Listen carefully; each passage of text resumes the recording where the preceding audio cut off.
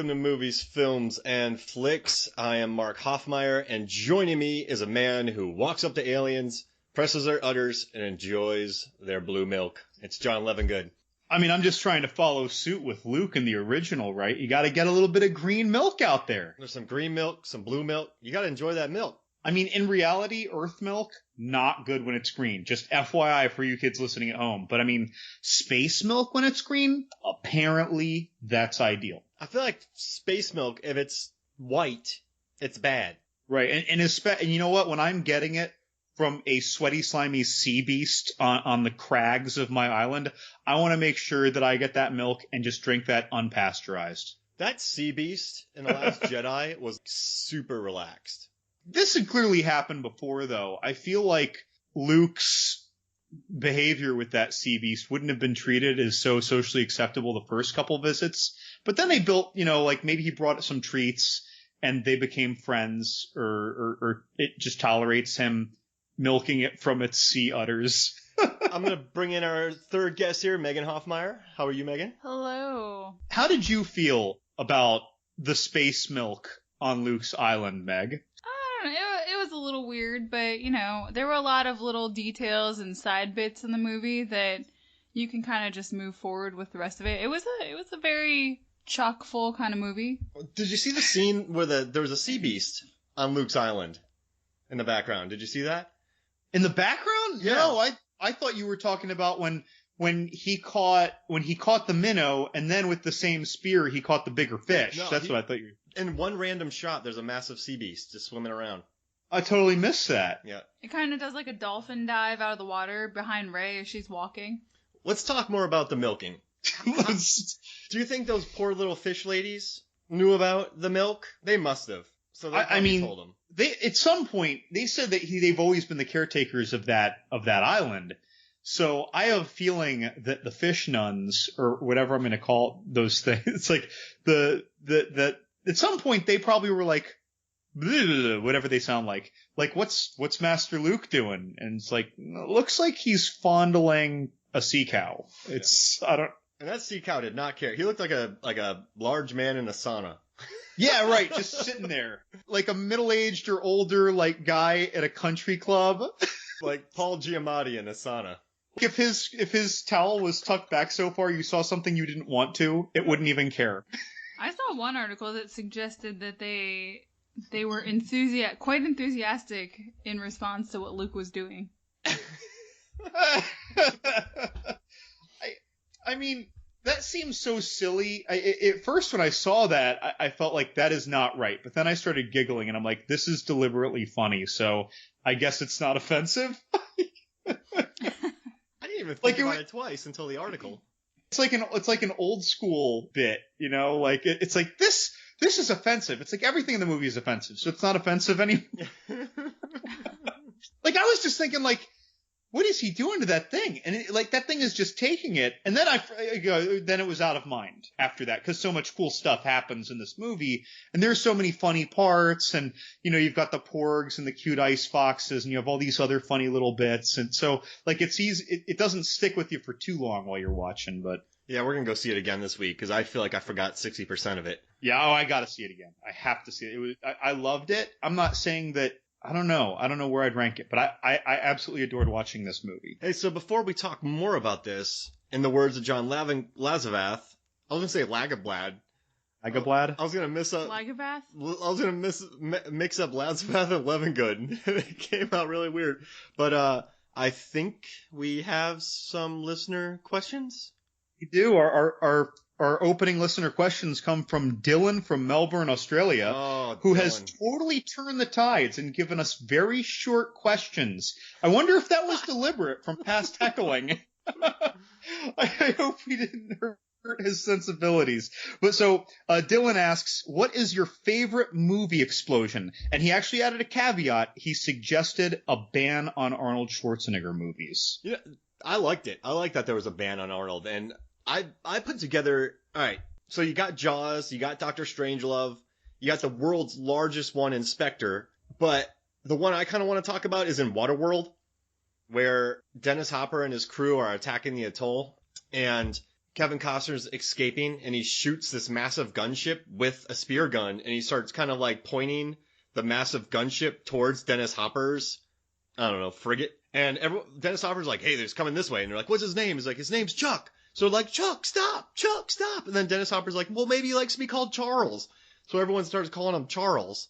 And then just before their boat gets blown up, Dennis Hopper goes, adios, cousins, jumps in the water. And there's this massive explosion. I mean, we're talking a huge explosion on the sea.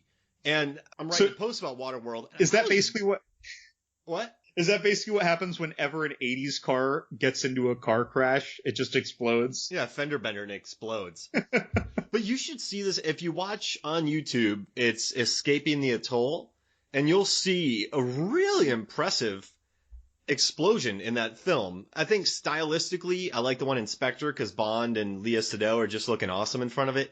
And then I think the most thematic and most impactful is in Bridge in the River Kwai, where they blow up the bridge, and then the guy goes, madness. Like, that's gotta be my favorite. But yeah, I probably took your answer, Levingood, but that's my favorite explosions. You know, my answers were a little off the wall. First off, I saw the movie Deepwater Horizon, which was way better than I thought it would be, you know, even though it's Mark Wahlberg trying to be serious the whole time. It didn't come off like The Happening. And that whole movie is like a huge explosion. And in the end, it's like so much color corrected fire that I kind of just had my like movies for guys who like movies moment. And I'm just like, yes, fire makes it better. But I don't know. So I love that scene. It's crazy that Kurt Russell's mustache put that fire out. I mean, that's the only thing that could have put it out. Yeah. Was Ego's mustache. I know we're moving forward, but which one do you like better? The explosions in Deepwater Horizon, the explosions in Deep Rising, or the explosions in Event Horizon? So Deep Rising actually has like it should, if it was a bigger budget movie, that would have been the best. Yeah, because it's going through the hallway, those corridors, right, on the ship. Jet ski, though. Right. I know, but you see, if it was a big budget movie, the explosion would have looked great, even though it would have been stupid. And then it would have come out, you know, and just like shot out like a geyser.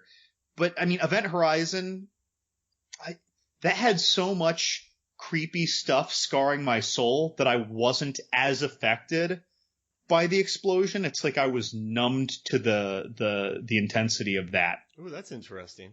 Well, I mean, you're looking at Sam Neill, like, especially if it's the first couple times you've seen it, like, where we're going, we won't need eyes to see the suffering. And you're just like, whoa, evil Sam Neill. And then like something explodes. It could be the best explosion ever. You're like, whatever. That's not as bad as what I don't need eyes to see in hell. You know, I think if you and I were walking along the street and like some people come up and threaten us, we're like, yeah, come on, bring it. We're big guys. But if Sam Neill walked up to us and said the bit about eyes, you and I would just be like, we give up. Nope. I just freeze. I might be helpless. Yeah. I might be helpless. And you know, it's funny though, when I answered this, the first thing that came to mind was Jason Goes to Hell. Oh, because I put the GIF on the review on the website, but they ambush him, a SWAT team, and they detonate him somehow. I don't even know how, like they shot him with a rocket launcher or something. And it's not the explosion that's great. It's just how fun it is. Cause you see this mannequin of organs shaped like Jason explode, and it's just so silly looking. And that really stuck with me. Like that was actually what first came to mind before I really put thought into it. So I have to go against the Arnold movie ban because one of my favorite explosions is in The Last Stand when Johnny Knoxville. So there's this really random assortment of weapons, and somehow Johnny Knoxville ends up with a flare gun as opposed to a stereotypical weapon, and he shoots it at one of the bad guys and hits the guy's he's got like a belt of ammo strapped across bandolier? Something like that, strapped across his back, hits this guy's ammunition with his flare gun, and the guy explodes. I love that movie. That was cheeky. I love that scene. It is an Arnold movie, but it's not your typical... But it's Johnny Knoxville blowing somebody up, not Arnold. Okay. So it's a good one. And then what about the one in Iron Man where he's supposed to... It's an anti-explosion, really, where he's got this super weapon. This is the bunker buster that'll bust the bunker below the bunker. That you just busted? And that you just busted, and then he shoots the thing, and it kind of fizzles out. Yeah, it makes like a balloon running out of air noise. Boink. The best anti-explosion. Ooh, that's a good post. Anti-explosions. There you go. I gotta say though, you really caught me with Jaws. Like, that was a great explosion that was more about the shark exploding than the fire explosion, you know? Schmo, you son of a bitch. Like, that was a good one. That's a good pick, Jaws. And like, just, if you get a chance, watch the YouTube clips about Spectre and the explosion. Cause it's a huge explosion. Broke the world Guinness record for largest explosion on the screen. And of course you have like Bond, Daniel Craig, either looking really svelte and chill or bored.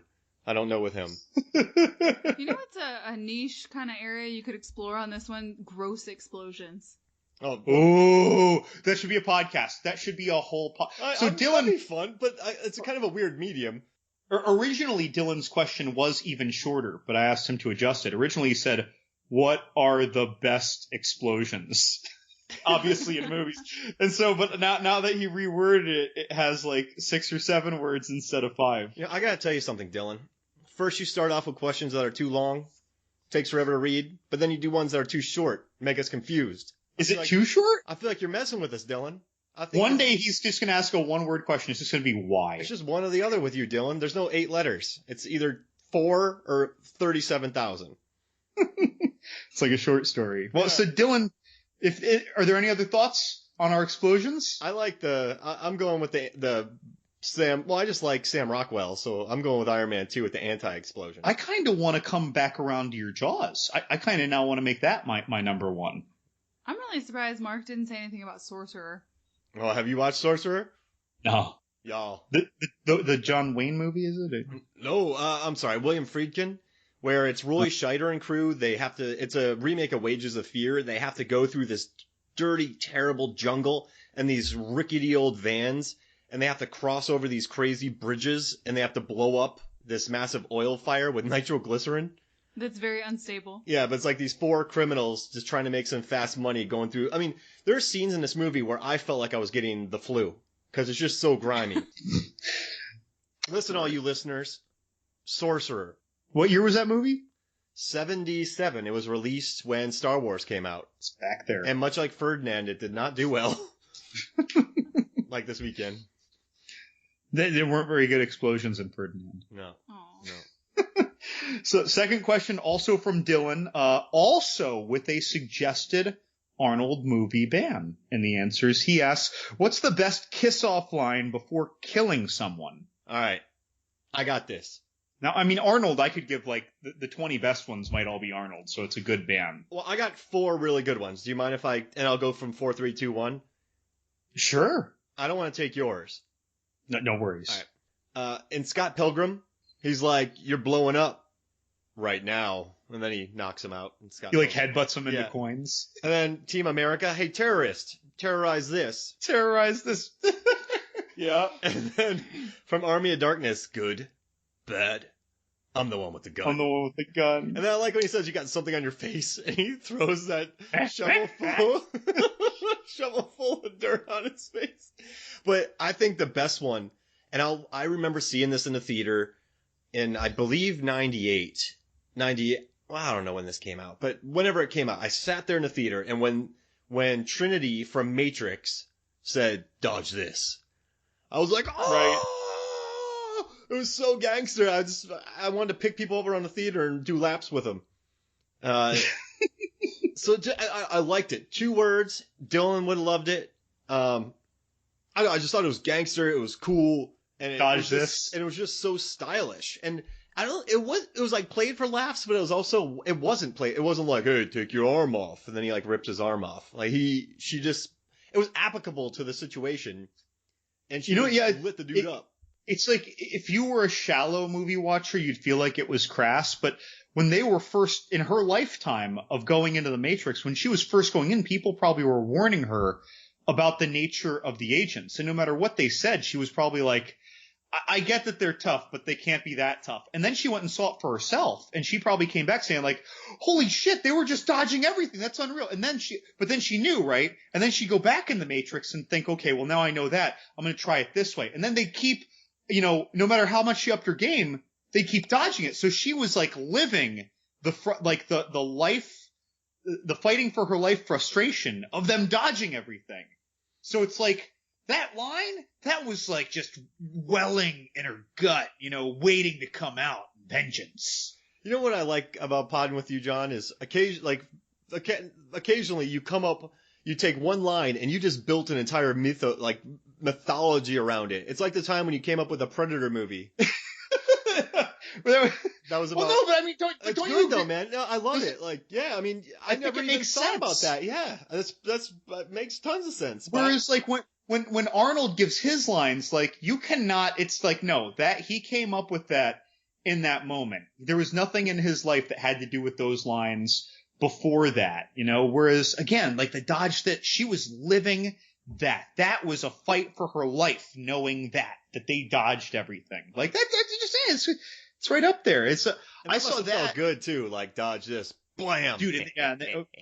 But of course, then there's the other reality is that she knows that it's just going to reappear in the next passerby on the street to try and kill her again, which is a part of the frustration. Is when you think you finally got. Can you imagine the first time that one of them goes into the Matrix and kills an agent like that? And then discovers that, oh shit, that very next person walking on the street turns into him. And it's like, I'll bet most of the people who die in the Matrix die right after they kill an agent for the first time because they didn't see it coming. You know what I hate though is in the second one, she's like, dodge this again.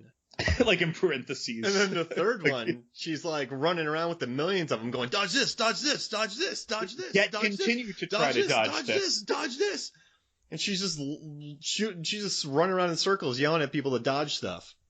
That's like how when Parlay came up in the first Pirates of the Caribbean, it seemed so clever to the audience. And then after that, in each sequel, it's Parlay. I'm using a word that I heard before, like just parroting it like a fool. Yeah, exact. Dodge this again.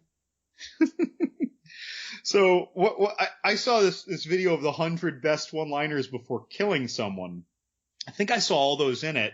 And I saw, like, I wrote down like 20 and I realized like not all of them deliver well. But one that I love, not because it's the best line, but because it's kind of just the blatantly dumbest, is when Halle Berry in X-Men. Oh, yes! That was my first thought! I'm loud. I'm sorry, guys. That was my first thought. I'm sorry. So she's got like some gust that launches Toad off of the Statue of Liberty and he shoots out his tongue to catch it. And the wind is blowing him back, and she says, do you know what happens to a toad when it gets struck by lightning? Dramatic pause. The same thing that happens to everything else. And then she just zaps that punk.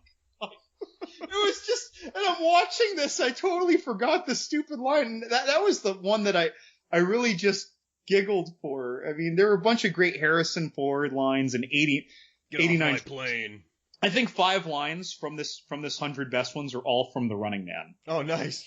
But like, dude, that's the first thing I thought too. Like, Joss Whedon wrote that line, and it just wasn't delivered. Like in his head, I bet he was like, "Man, this line is amazing."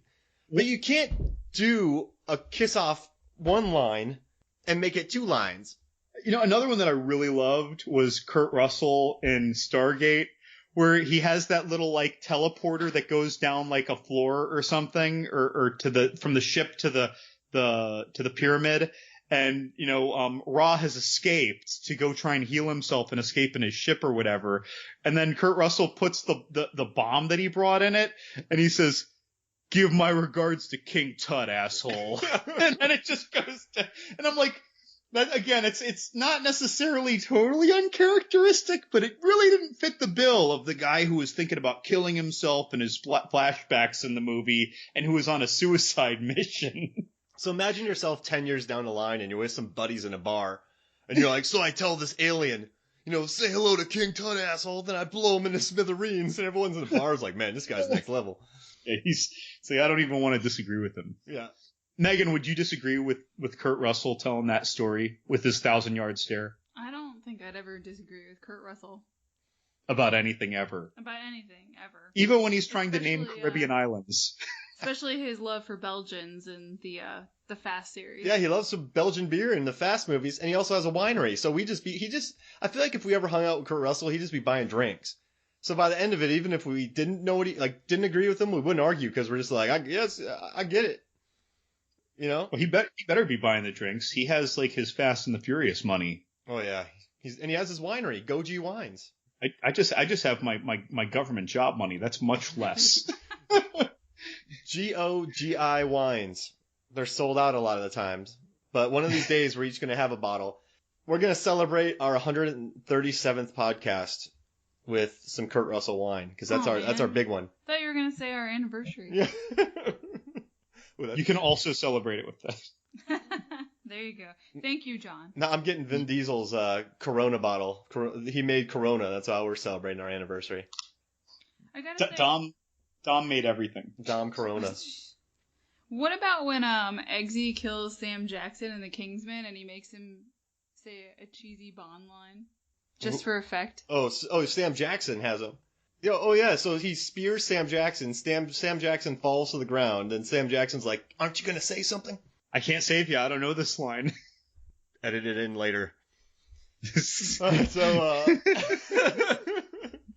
I might just do that. I might just throw in like a quick. All right, so thank you, Dylan. Those questions were awesome, man. You're a scholar and a gentleman.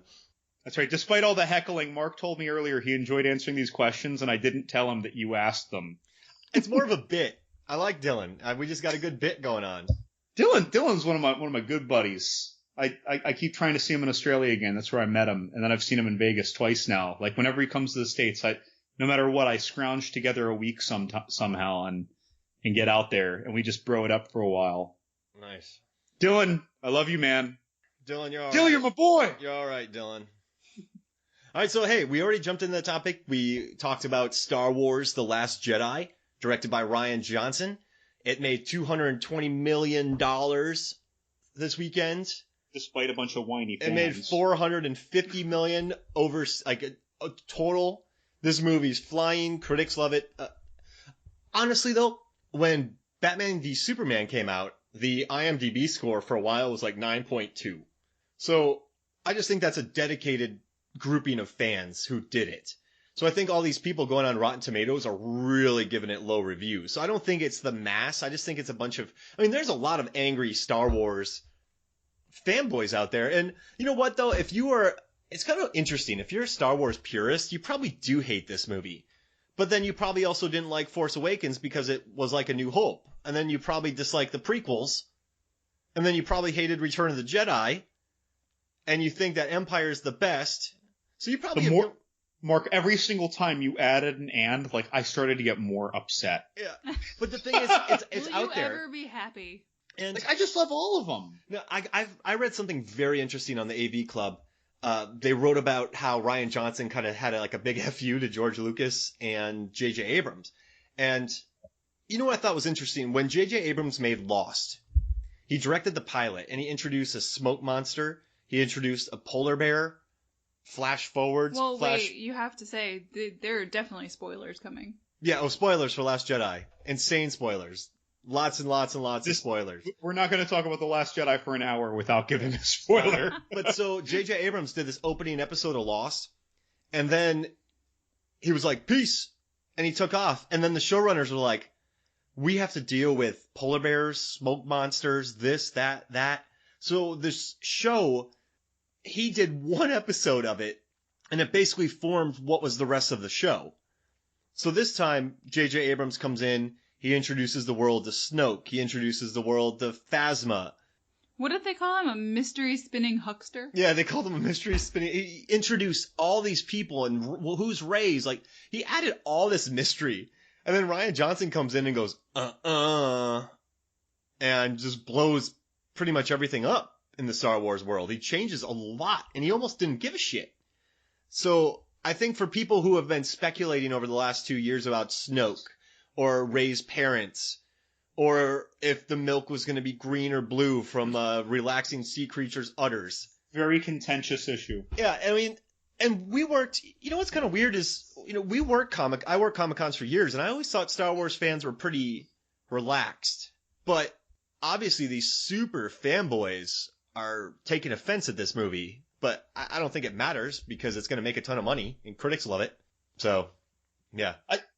You made the comment about the initial IMDb score. So, like, the people who see one of these comic book movies in the opening weekend, are probably the people who are willing to wait in lines or who are buying their tickets way in advance. They aren't your average fan, even fan, not moviegoer, but they aren't even your average fan, right? They're willing to put up with the crowds. Like me, I often like to wait a week or two until the crowds die down so I don't have, sweaties on either side of me. And I'm just like, and I'm big. I take up a lot of space. I'm part of the problem. So are you making those people sweat? Do you have your arms around other people in the theater? Well, if they're on either side of me, it's like a plane. So then I have to have my arms pressed against my sides, and then I get sweaty too. Well, maybe if it was Ryan Reynolds. Yeah. Maybe if it was Ryan Reynolds. But so those people who go early are probably so psyched out, and maybe they just kind of want to be privileged, because if you are that kind of person who camps out to get tickets or something, you don't want to be the person who walks out and says, "Oh, it was good."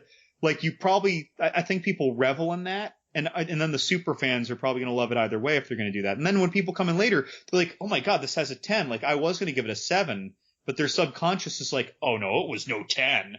And then all of a sudden they're disagreeing.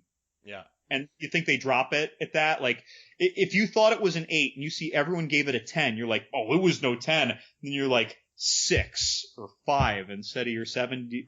I feel like that might happen. Like they're seeing that the scores are high, so they're going lower?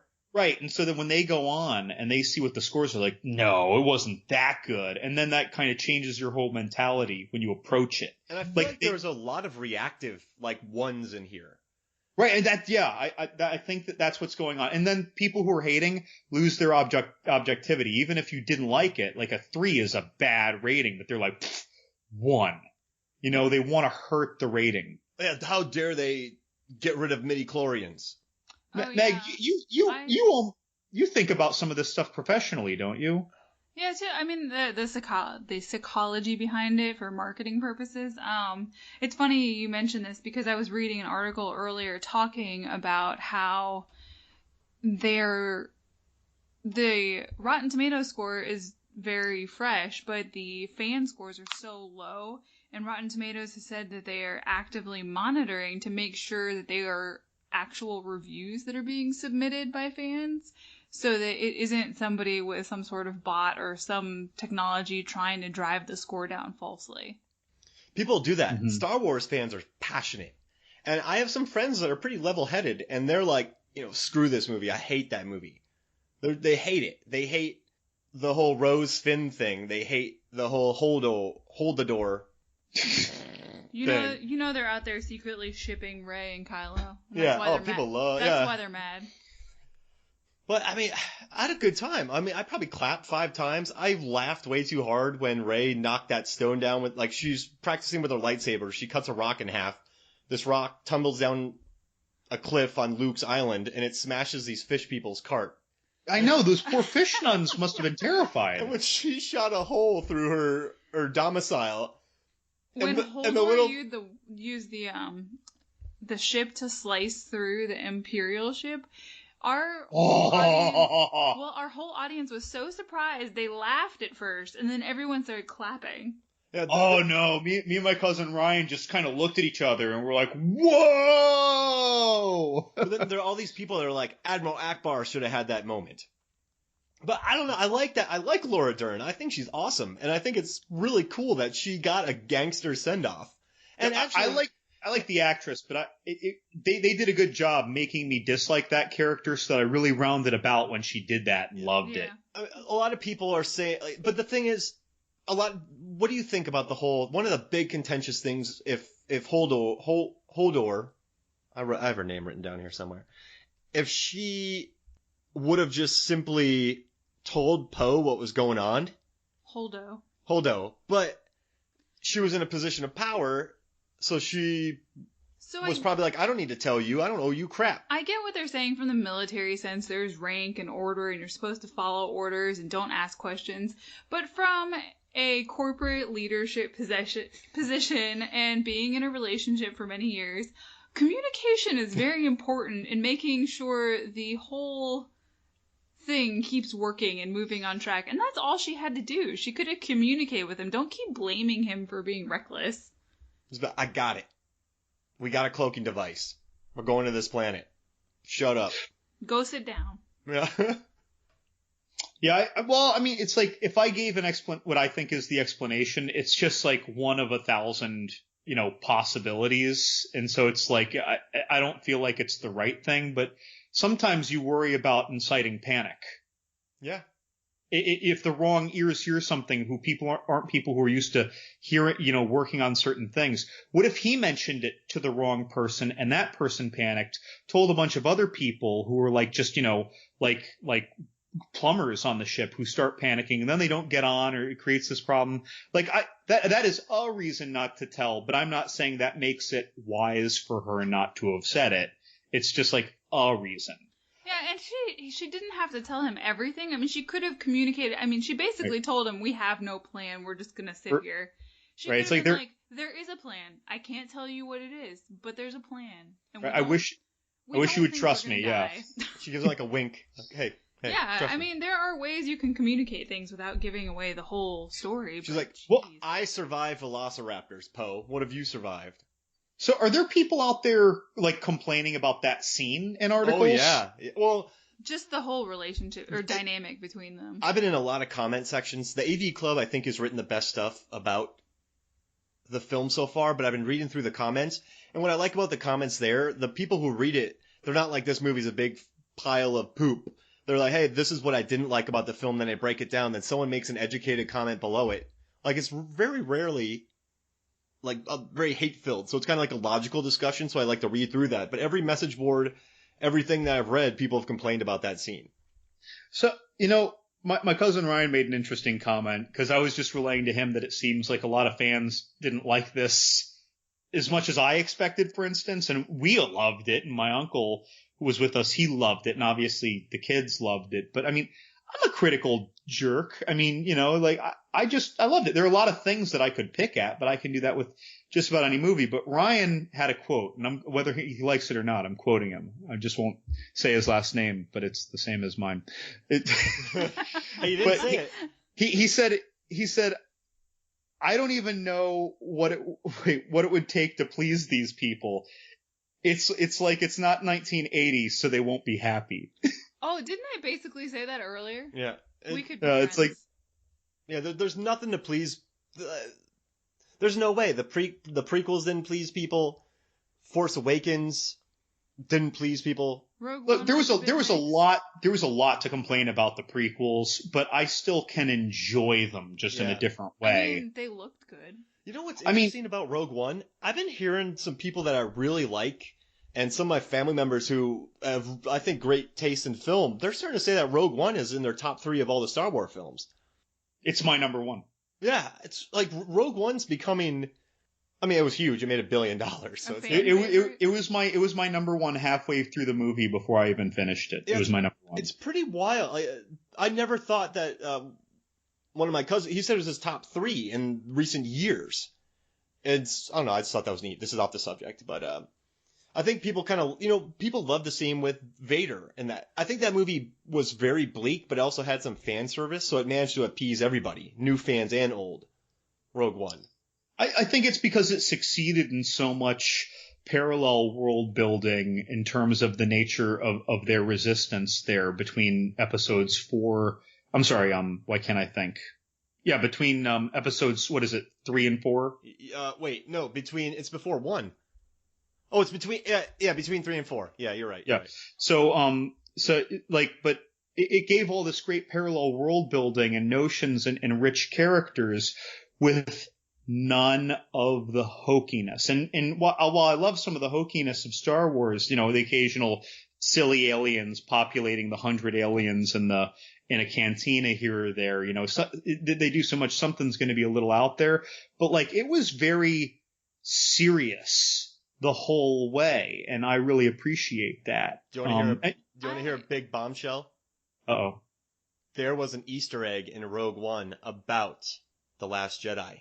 At the end, when they're going through all the information, Jyn Erso says, "Ooh, they're coming up with light speed tracking." Oh, and some fan was like, "Ooh," and one of the heads of Disney Star Wars was like, "Yep." Nice. So they put an Easter egg in Rogue One for The Last Jedi. They're solving all of our complaints before we even have them now. That's pretty cool. By the way, listeners, right now, we did Rogue One in episode 86 of the pod. You should go hear us rave about it. We loved it. Yeah. Hey, Nice so callback. let's go watch it again. Let's go shed some tears with them on the beach, and we'll be back to talk more Last Jedi. Welcome back to Movies, Films, and Flicks. I love that scene in Rogue One where that robot voiced by Alan Tudyk bonks that guy in the head. Dude, every scene with Alan Tudyk in Rogue One was outstanding. Yeah, K2. Wonderful droid. I love when he bonks that dude on the head. I love a good bonk. Like in Princess Bride. Just Felicity Jones. She's my favorite. Yeah, she's good. She's my spirit animal. I was truly disappointed that they just didn't do more with Ben Mendelsohn. He's such a good actor. I don't like how he got punked out by Vader so much. I like how Hux and Kylo Ren, they're kind of like, they're sparring back and forth and they're really petulant, but Ben Mendelsohn is kind of buckled. I don't picture Ben Mendelsohn buckling, though. So Kylo and Hux in The Force Awakens, I was almost annoyed by their reactions. I considered that one of the lower points of The Force Awakens because it felt not in a way that wasn't true to the characters, but it just felt like two kids or frat boys jockeying for who was coolest or who was in charge and trying to be alpha and trying to impress their dad or something. And again, it's like maybe I was supposed to be a little off put by it, but in this, they're still doing it a bit now in episode 8, but I actually loved the way they went about it. Here, just something about the execution I liked, but I could see that it was like an evolution in their relationship. Yeah, and what I like is they're both still bratty, but whoever wins out's going to be in charge of the whole empire. I love that scene where Kylo is down on the ground and Hux comes in and he sees Kylo's incapacitated and he reaches for his blaster. And then Kylo moves and he just adjusts his jacket right back over the blaster. Right. Like nothing happened. Nothing to see. These two guys, they just need to sit down and have a beer together. And you know what beer would be really great for Kylo Ren and General Hux to share? Belgian. Let me tell you, I just opened my second can of Cigar City's homemade apple pie cider. Oh, Cigar City, are you listening? Because I am here again promoting your delicious apple pie cider. This is our third week in a row pushing Cigar City. Oh, I wonder if Hux... If only I had a can of it, I would open it too. That's right. Only if Hux liked... I wonder if he'd like Marshal Zukov. Who wouldn't? What kind of beer would Kylo Ren drink from Cigar City? What Cigar City would Kylo Ren drink? No, not Cigar City. Funky Buddhas. I'm so excited, I'm scared. No, we're only plugging Cigar City. Well, we're not branching to Funky. Girl. Because when I drive up there and bring you a case of Cigar City's homemade apple pie cider, I'm hoping it's a case that they provision me to bring to Movies, Films, and Flicks headquarters in Georgia. Oh, I like it. Hey, okay. What beer would mix best with the alien milk? Oh. What beer would mix with any milk? I feel like you're talking about a lead to gold situation here. But are we talking like the Hunapoo? Yeah, maybe, like, they do milk stouts now. That's what I'm saying, yeah, like it'll be the green Hunapoo. Yeah, green Hunapoo. Oh, yeah, let's do that. Oh. It'll be the green Hunapoo. It'll be the sea cow Hunapoo. Ooh, and that would sell. And, not to break plug direction, but Swamphead Brewery does an Utterly Calm series that's UDD, Utterly Calm, and it's their milk stout series. All right, so we need to go to whatever island Luke was at, find that beast, pop a Hunapoo, squish his little udders, and have a delicious Cigar City drink. I'm telling you, Cigar City. I'm waiting on you guys. I know you're listening. I know Star Wars Milk Stout. I know you're listening. You guys have been listening since episode 1. They're going to call it the Movies, Films, and Flicks Sea Cow Stout. We were at their brewery, Megan and I, and Megan brought up Movies, Films, and Flicks, and I saw the bartenders look around and they all kind of like hit each other in the arm like, yeah, we know that thing. It's like, dude. That's right. And they were wearing MFF sweaters. We don't even make them. We don't even make them, so we got to sue somebody. Yeah. We're not getting any of that money. Yeah, much like we solicit for listener questions, if anybody knows who's making all these Movies, Films, and Flicks articles of clothing, please let us know. Yeah. All right, guys, it was me. I own the logo, so I was doing it behind your backs to drum up some Grassroots marketing. She knew he would never do it. Wait, speaking of marketing, can we talk about the Porg? Yeah. Oh my gosh. I love the Porg. And I was reading some comments they're saying, calling it like shameless, this, that, and the other. I don't care. I love shameless, cute things. Star Wars is at the core. Kids watch these movies. In the midst of all these serious things, you have these adorable Porgs flying around. Listen, some marketing genius at Disney understands and probably looks at all kinds of YouTube stats and what people are watching. And let's be honest, people, it's cats. Half the Instagram accounts I follow are cats. Cute, adorable kittens all day long. Of course the Porg is successful. Marketing genius. And Chewbacca, this veteran of the series for well over 40 years, has seen everything. His sole purpose in this film was to be annoyed by Porgs.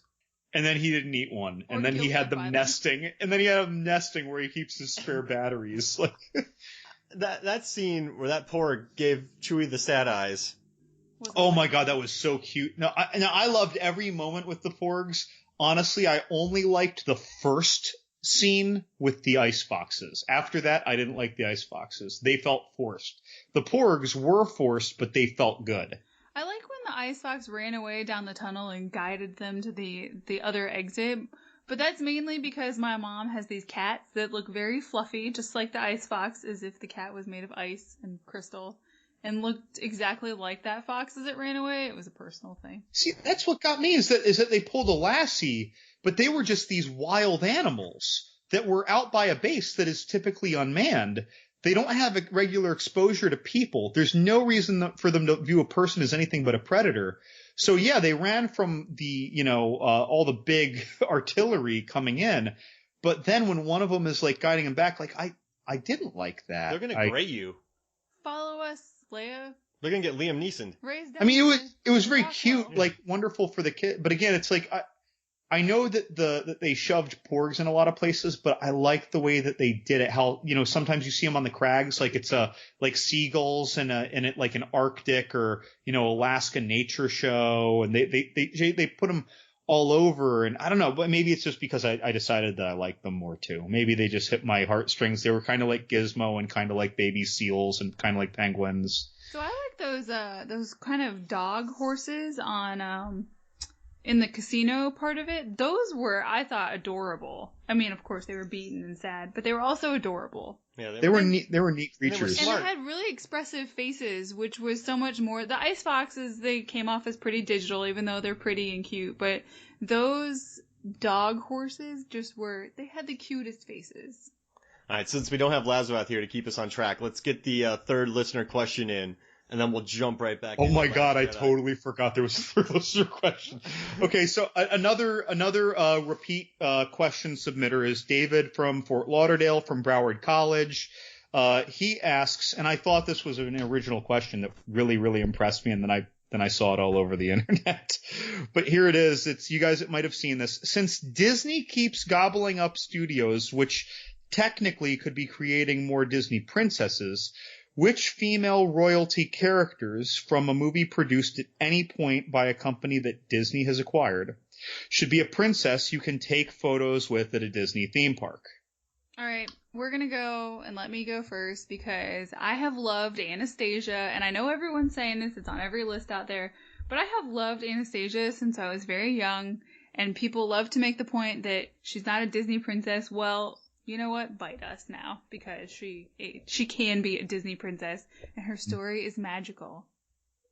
And even if the real Anastasia didn't have such a great ending, ours did.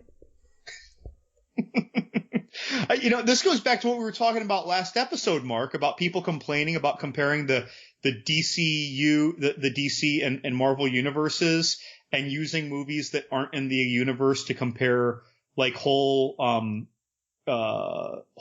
like kind of flagship Rotten Tomatoes scores and things like that, like using non-universe things. Yeah. It's like, but they can acquire things that makes them part of the universe. Mm-hmm.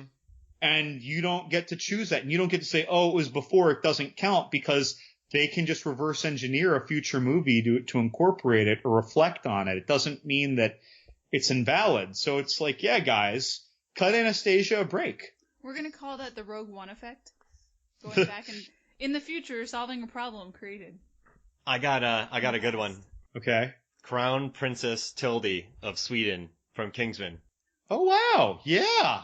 Can you tell that we like the Kingsman? Yeah, we love Kingsman. And we like Kingsman 1 and 2. I still haven't seen the sequel. But she's controversial. She has a pretty interesting line at the end of the film of Kingsman.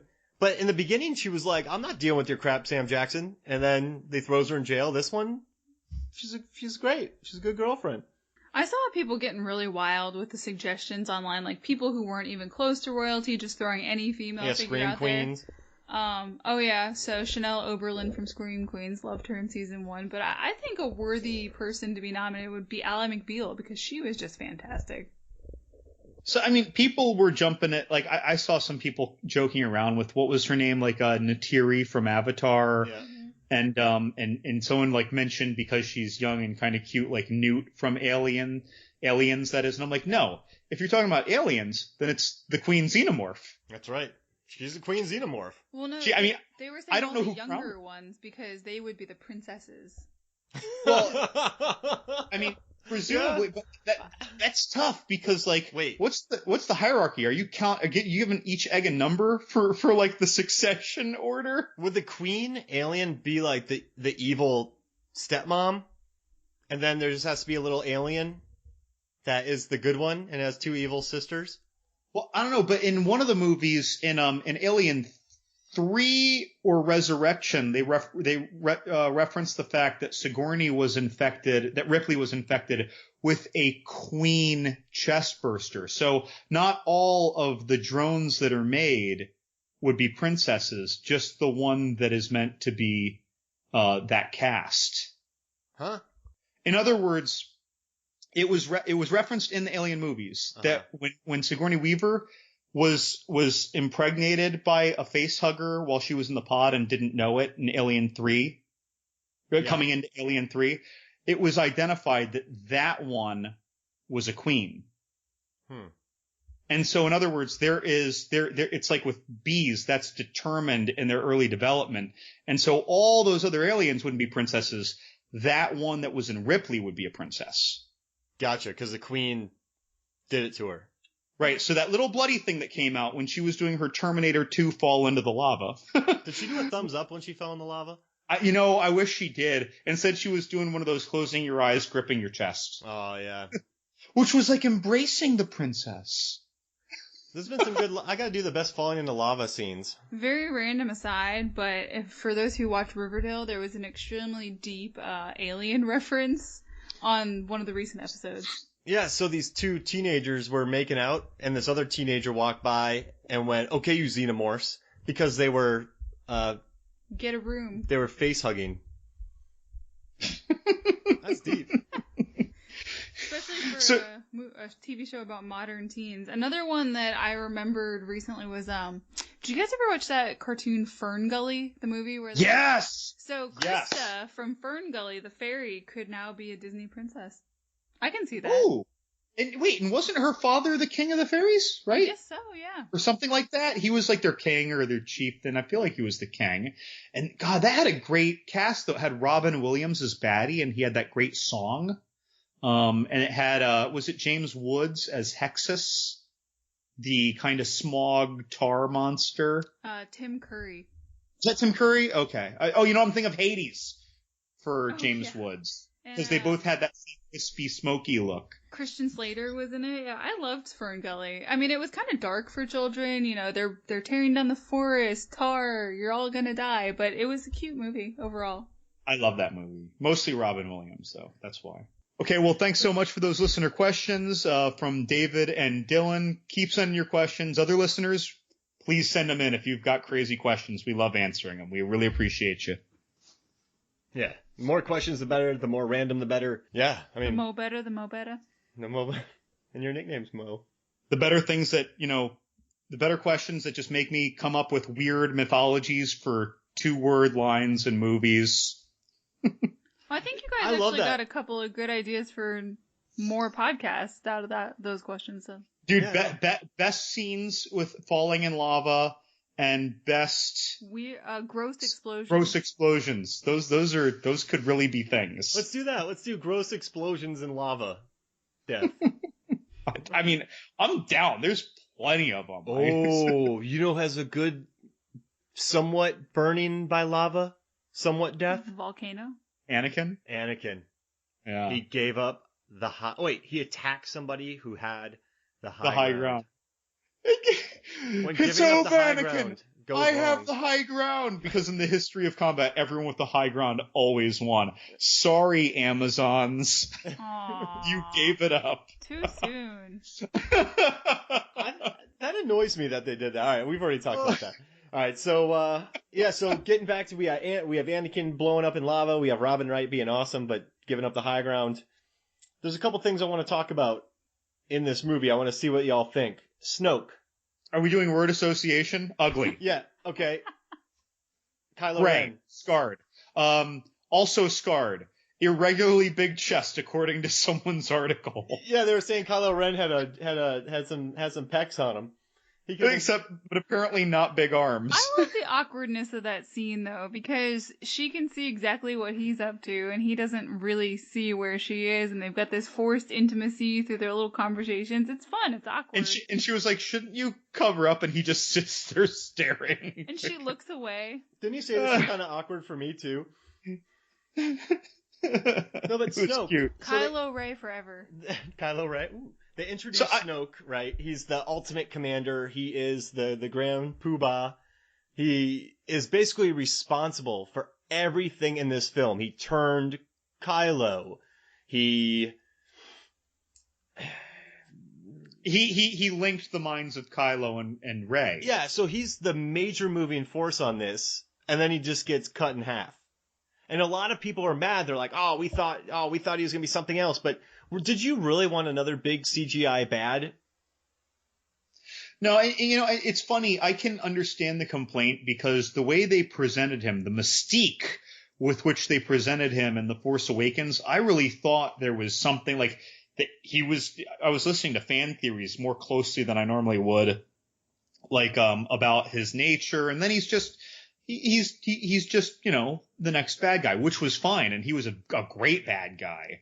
But, I kind of felt like when I first saw him, I'm like, so who is he? Who is he that I've seen before? And is it, no one? And I'm like, but again, they did a good job with that character. I just had this little short lapse from expectations, from all these fan theories and the mystique from part 7. And then what do you think about the very unsubtle moves made by Rian Johnson just to say, I want to put the past behind us, when Luke gets his lightsaber and he throws it behind his back? I liked that. It was cute. Yeah, I mean, but it was like this.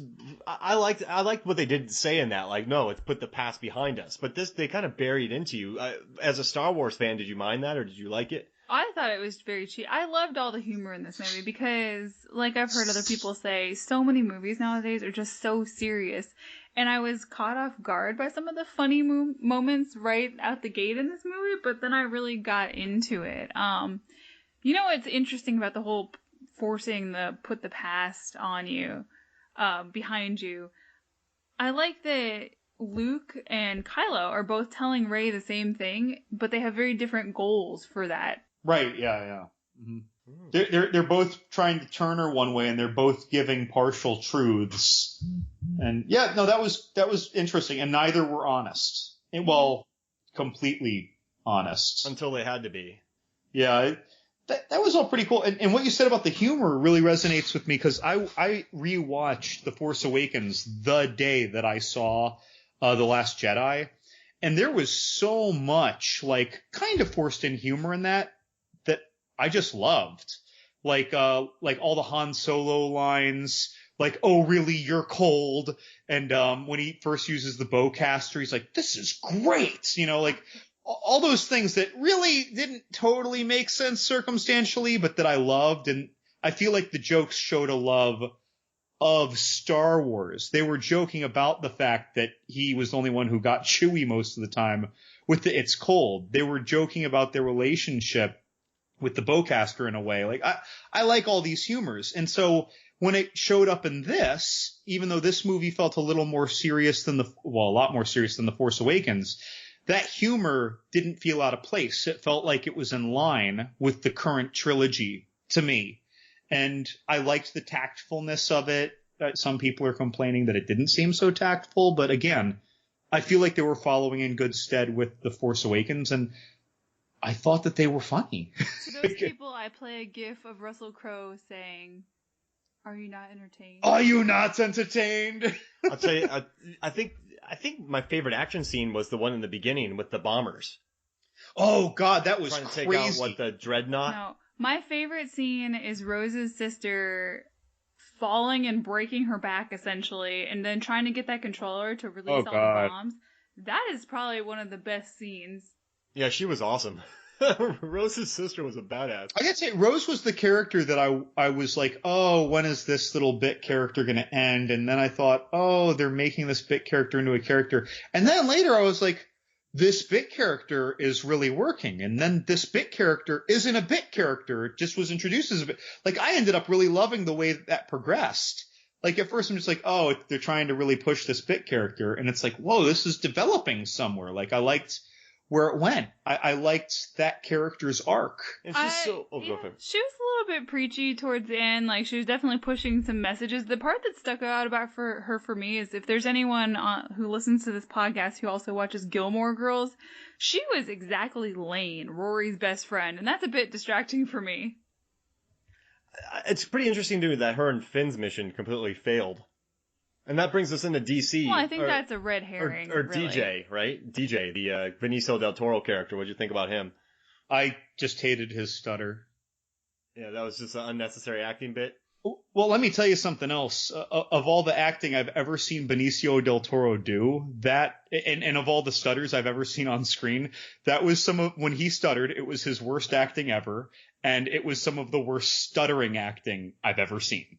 It totally felt forced and not like a real person who stutters the whole time. He needs to take some lessons from Colin Firth a la King's Speech. Oh, yeah. Like, it was, every time he did it, it was almost like the volume dramatically changed. Like, I noticed right away, it didn't feel like it was a part of the character. It felt like someone said, we should make him stutter when he's nervous or something. But he only stuttered for those bits. There was no graduation. I don't know. I just didn't like it. But his character even was weird. I like Benicio on screen, though. I don't know why. Whenever I see Benicio del Toro on screen, I'm happy. So I was kind of down with his character. And then I liked his introduction. I love the scene where he actually tells the truth to the Republic? Is that what they're called? What Star Wars fans? The First Order. The First Order. And then Hux is like, oh, he was telling the truth. I like that he's a little bit ambiguous in his morals. He's really just, a mercenary out for his own. He gave Rose back her necklace that was so meaningful to her, but then he went and did something that benefited himself. I don't know. It would be nice if we hadn't seen the last of him and we could get a little bit more. There were some cut scenes that are going to be in the Blu-ray, but he was featured a lot more in the film and they cut it. Episode 9. Oh, I want more Benicio. Maybe he loses his stutter somehow. I hope so. But go for it. Enough of the annoying characters. Can we all talk about BB-8 and how he pretty much stole the show in this movie? Oh my God, he did in 7 as well. They do that droid acting. Well, not acting, but you know what I mean. That presentation of that droid was just so wonderful. Like it was the cute, intelligent kid that you love. I don't know how to put it. He's mischievous. But he's gotten smarter. Like he's doing more now. He wiped out 3 people. I loved that he kept doing things of his own initiative, and then everyone would be like, "Did he just do that on his own?" And then there's that adorable moment where Poe's rubbing his belly, and they give each other a headbutt. Oh, it's so cute. Reminds me of our cats. I love where where that drunk alien keeps putting the coins into BB-8 like he's a slot machine, and then BB-8 then fires them at a bunch of people in a fight. He just totally machine guns them. That was cute. I want a movie with that drunk gambler. He blows out his own little fire like he's a real badass. If you're in a casino, though, and you see a guy putting a change into a robot that's not a slot machine, you probably want to stop that. You want that drunk guy spending money in your club. Yeah. And other characters that were loved. I mean, what were our general feelings about Rey? Oh, I love Rey. I mean, she seems one of the least liked characters though in the whole. Those people are all wrong. Oh, I know. They're completely wrong. But I did see a report where they were basically trying to prove a point about how Jar Jar Binks is not the least liked character in the entire series, but Rey is very close to the bottom. I would fight that person. I love Rey. I thought Daisy Ridley did a very good job in this. She didn't. I believed her. I believed her during the fight scenes, her acting. This is only, her third major movie, and this is Star Wars, and I think she's handling it really well. I think she's owning it, man. I think she's great. I pointed something out to Mark. There were a lot of close-ups and long-held shots on her face. If she couldn't cut it acting, those scenes wouldn't have worked at all. I mean, you don't spend that much time on close-up on someone's face if they can't act. Yeah, when you watch it again, you'll realize that Rian Johnson likes Daisy Ridley's face. But on a movie like this, she carries it. Wait, who doesn't like Rey? People call her too much of a Pollyanna. She's just all about, trying hard and being nice and whatnot. But what's wrong with characters like that? What's wrong with having hope? Isn't that part of the point of the Star Wars movies? Yeah, that's what. Especially since the first one was called A New Hope. Yeah. Really? People have said that she's like that? Yeah. Several articles. It's not that I don't see what they're trying to connect. It's an accurate analogy. I just don't think it's very fitting. I don't know. I feel like that came from a place of hate. I'm not trying to judge you people who didn't like her, as much as we clearly love her. I'm just creating a line in the sand by calling you people. I'm calling you people. That's true. Because I don't understand. That's why. It's because I don't understand you. I'm coming from a place of maybe ignorance, but I don't understand disliking this character, especially when we're watching a franchise that was built on wholesomeness and then testing that wholesomeness. I just think she didn't shoot any womp rats. Right. And it's not 1980. Like my cousin said, it's not 1980s, so everyone's, but I don't know. I liked her. I don't know. I guess their complaint about hers in the first film when she's eating that bread and straight up smacking her food like a maniac. I don't like smacking food. There's a scene in that Force Awakens where she's just... Aw, Mark, take some pity. She has no parents to teach her the best way. She's in the desert. No one's there to see her smack. So, whatever. I don't think... She doesn't know she's being rude. Maybe in company she chews better. But watching this, we've watched Force Awakens 4 or 5 times, and just watching that smacking. That hug between Rey and Finn when they finally get reconnected at the end of the movie, it really got me. It was so nice. I was so happy that they were back together and he saw that she was safe. Yeah, I don't know. I got a lot of warm fuzzies, and it's not like I walk in and just love every Star Wars movie. It's like I loved watching The Phantom Menace, but I hated Jar Jar, and I hated a lot of things about that movie, but I still loved watching that movie and can still enjoy watching that movie, mostly for Darth Maul and, all the sea creatures or something. But still, I can still watch and enjoy it, even though I think it's garbage for the franchise. But it doesn't feel good for me. I whine about a lot of movies on our podcast on occasion, Mark. You know this, and I get downright grumpy sometimes, and you have to catch me and be like, John, you're really. It's but I don't know. I'm not someone who just blindly loves Star Wars movies, and yet I struggle to understand disagreeing on this one. It's felt really good to me. It felt morally good. It put me in a happy place at the end. I just felt great when I walked out of the theater. Yeah, we walked out with smiles on our faces and just, ready to talk about the movie. It was a lot of fun. Yeah, it's like I just went earlier I was saying you people, but it's kind of like I struggle to understand how something that brought me so much joy upset or bothered or brought about grumpiness or disarray to other people. It's one of those things for me. I just don't get it. Can we offer those people some counseling, maybe a hug? I do think they were being trolled a little bit by Rian Johnson. I don't think he cared. Some of the super fans. Mm-hmm. I'm going to introduce this. We're going to do 2 years of fan service. And Rian Johnson didn't take part of any of it. It's all the fans. But he basically did what Star Wars fans hated. And I thought that was a really bold decision on his part. Mm-hmm. You know what's so funny? Back to the people never being happy. So they get some fan service and they're not happy. They don't get fan service. They're not happy. What will make you people happy? You people them too. I would love to know what it is that would make them happy. What would so what's like a Star Wars movie that would make Boba Fett lives, right? Well, they hated BB-8 because he was too close to R2. So Boba Fett, C-3PO. Who's other fan favorites from the series that we could put in here? It's a very serious Nolan take, a la Dark Knight. Yeah, you bring in BB-8 or no, Boba Fett is the Joker. Actually, just Boba Fett lives and everyone's happy. But I mean, the original films pissed a lot of people off. No. You know how does that happen? You know what I wish? I wish there would. I don't understand. I wish there would have been a stormtrooper hitting his head on a opening into the doorway. Now, I looked into that and I was going to write a post because everyone knows I like doing my dumb data posts. But on that, it looks like the stormtroopers are doing work on it. They're sawing something. They're using like a laser whatever cutter, and then it opens, and I think it malfunctions and it doesn't open all the way. So that's why the stormtrooper whacked his head, because of the malfunction on the door, because they were trying to force it open. So I would blame the technician who did it. Who was also a stormtrooper. The stormtrooper that hit his head was the one that did it?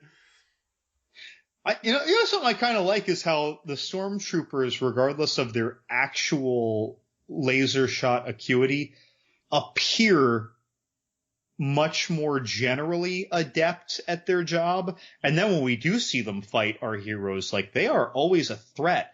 Force Awakens, the one with that kind of, I don't know, anti-force tonfa against Finn with the lightsaber.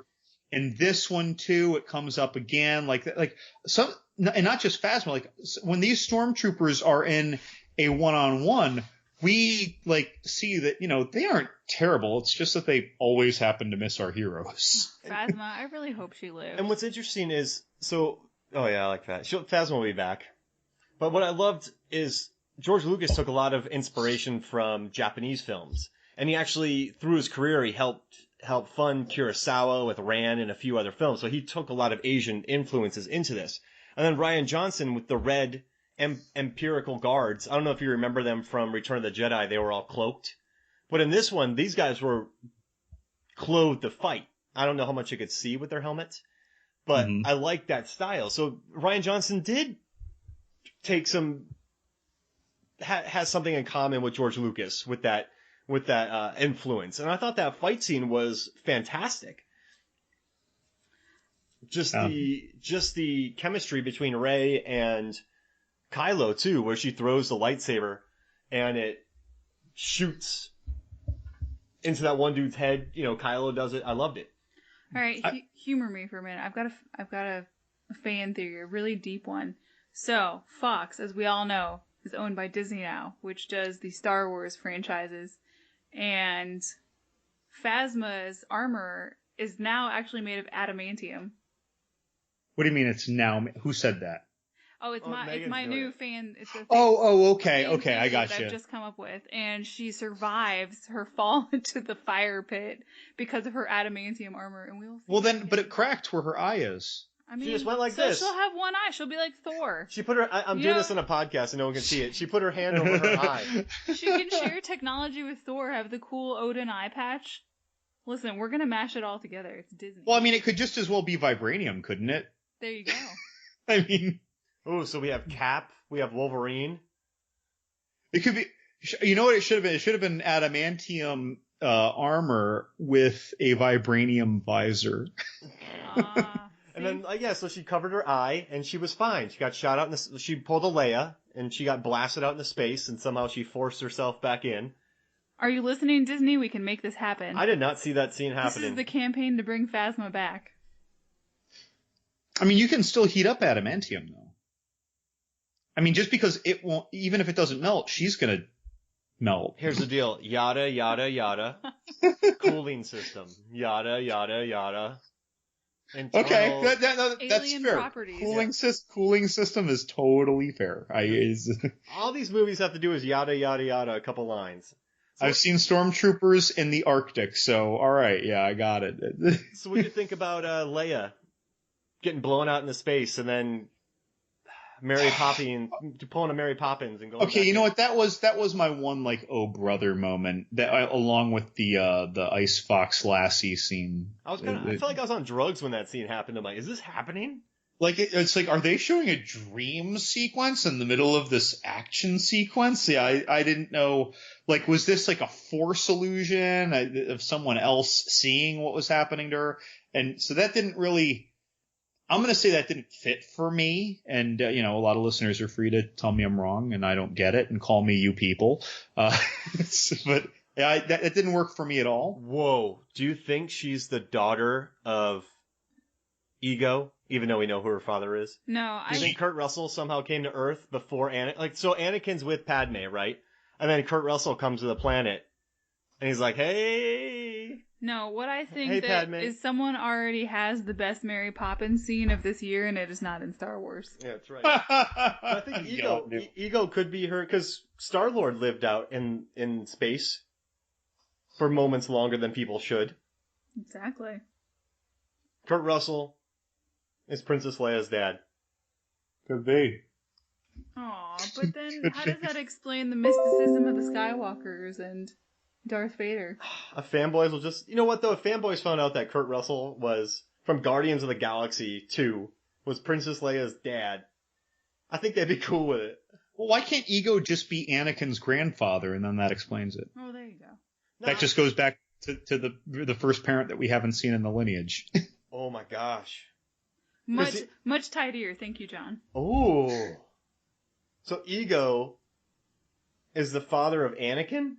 No, Anakin's grandfather, because we saw, Anakin knew his parents and this, that, and the other. So it's like... Wait, Anakin didn't know his parents.